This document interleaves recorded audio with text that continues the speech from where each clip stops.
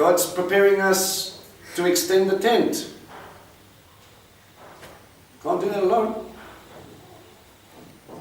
But, and I'll remind you, when they built the tabernacle, because we're on Sukkot, He said, whoever it is put on your heart, let them come and give. If God's putting it on your heart and you're holding on to it, you're stopping His work. The tabernacle could not be built unless they gave willingly and freely and with joy. By the way, that is Isaiah. And I will also remind you that God struggles to bless a closed hand. How are you going to receive anything if you're busy holding on to what you have? Okay? For the mistakes we committed before you through baseless hatred, for the mistakes we committed to you by not extending the hand, and the last one, for the mistakes we committed before you through confusion of the heart. It says this is why we thump our chest on the Day of Atonement.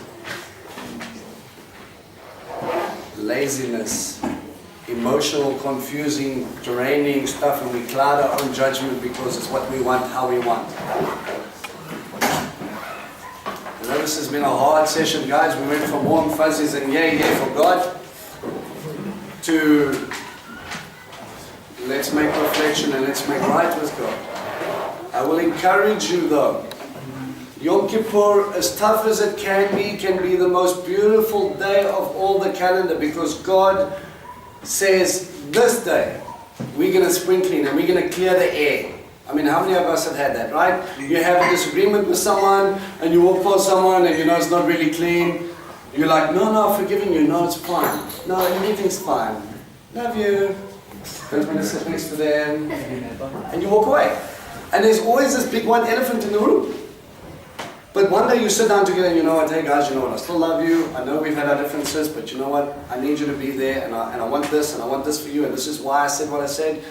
Elul does this a lot, and we touch base. And that clears the air. Clear the air with God, because we've got things that we hold Him accountable for doing stuff that we want Him to do because we've demanded it. And then He doesn't do it. And then we get mad. You're God, you should do that. No, it doesn't work that way. We follow the King. The King doesn't follow us. There is supplication, there is awe, there is love.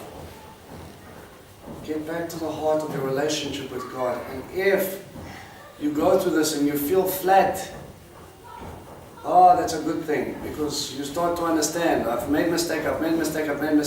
God, fix me, change me, purify me, so that, God willing, next year I'm going to make less mistakes. And I'm going to move forward. You know, I love Mike, I hope you don't mind me sharing this, but he like SMS'd me and he was like, dude, in typical Mike fashion, that prayer was harsh, bro. I'm like, I know. He's like, I probably broke every single one of those things. And I'm like, exactly. But now we have a place to move forward.